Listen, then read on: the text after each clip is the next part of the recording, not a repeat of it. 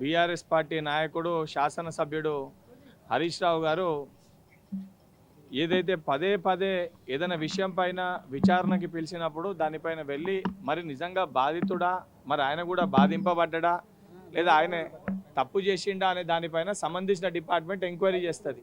Enquiry చేసి దానిపైన విచారణ జరుపుతుంది. విచారణ జరుపుతలేరు అంటే ఎంక్వైరీ చేయకపోతేనేమో ఎంక్వైరీ చేస్తలేరు అని అంటారు. దేని గురించి అని ఎంక్వైరీ చేస్తేనేమో న్యాయస్థానాలను ఆశ్రయించి సుప్రీంకోర్టు, హైకోర్టు అని చెప్పి మాట్లాడతారు. సరైన పద్ధతిలో ప్రొసీజర్ ప్రకారంగా, సిస్టమ్ ప్రకారంగా వ్యవస్థ తన పని తాను చేస్తుంటే ఈ షో ఆఫ్లు ఎందుకు, ఈ నాటకాలు ఎందుకు? నిజంగా మీకు ఏదైతే చిత్తశుద్ధి ఉందో, నిజంగా మీరు తప్పు చేయకపోతే దానికి సంబంధించిన ఎంక్వైరీలో తేలుతుంది. న్యాయస్థానాలు కూడా దానికి సరైన తీర్పు అదే రకంగా ఇస్తాయి.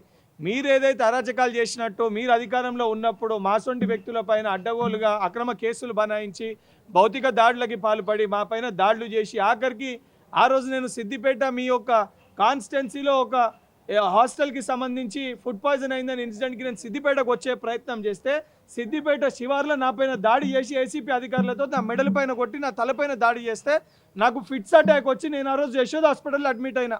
మరి ఇంత నీచానికి దిగజారిన మీరు ఈరోజు సిస్టమ్ గురించి మాట్లాడితే చాలా హాస్యాస్పదంగా ఉంది. ఇప్పటికన్నా ఫోన్ ట్యాపింగ్ వ్యవహారంలో అనేక మంది ఇబ్బందులు పడ్డ మాట వాస్తవము, అనేక మంది ఫోన్ ట్యాపింగ్లు చేసిరనేది వాస్తవము. దీనిపైన స్వయాన మీ మర్దలు గారు బయటకు వచ్చి తన ఫోన్ కూడా ట్యాప్ చేసిరని చెప్పి మాట్లాడింది. ఇప్పుడు ఆ ఇన్వెస్టిగేషన్లో భాగంగా మరి నువ్వు బాధితునివా, బాధించినవా, దానికి సంబంధించి ఎంక్వైరీకి ఏదైతే నేను పిలిచి దానికి చేయడం జరిగింది. ఇన్వెస్టిగేషన్ చేస్తుర్రు. నన్ను కూడా ఇన్వెస్టిగేషన్లో భాగంగా నన్ను కూడా పిలిచి నన్ను కూడా ఎంక్వైరీ చేసిర్రు.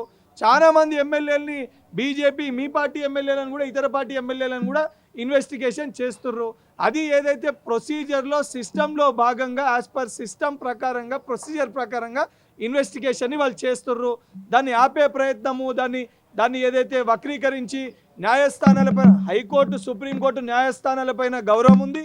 మీరు అరాచకపు పాలన చేసినప్పుడు ఇదే న్యాయస్థానాలకు వెళ్ళి ఏదైతే ప్రజల పక్షాన నిలబడి కొట్లాడి ఉపశమనం తీసుకొని వచ్చి, ఏదైతే రిలాక్సేషన్ తీసుకొని వచ్చి ఆ రోజు ఇవే న్యాయస్థానాలని ఏదైతే గౌరవించి తీసుకొని రావడం జరిగింది. కానీ ఈరోజు ఇన్వెస్టిగేషన్ జరిగితే అది ఏ విషయం పైన ఒకవైపు మీడియాలోకి వచ్చి ఇన్వెస్టిగేషన్కి నేను సిద్ధమని చెప్తూనే మరొక వైపు న్యాయస్థానాల్ని ఆశ్రయించి ఇన్వెస్టిగేషన్కి సహకరించక ఒక డ్రామాలు, ఒక నాటకాలు, ఒక షో ఆఫ్ హరీష్ రావు గారు ఆడుతుర్రు.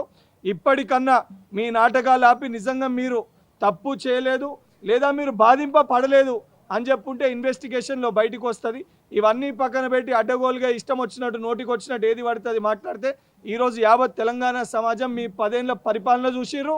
ఈరోజు ప్రతిపక్షం మీరు చేస్తున్న అబద్ధపు ప్రచారాలు కూడా చూస్తున్నారు. తప్పనిసరిగా ప్రజలు మీకు రానున్న రోజుల్లో దీనికి తగిన గుణపాఠం నేర్పిస్తారు.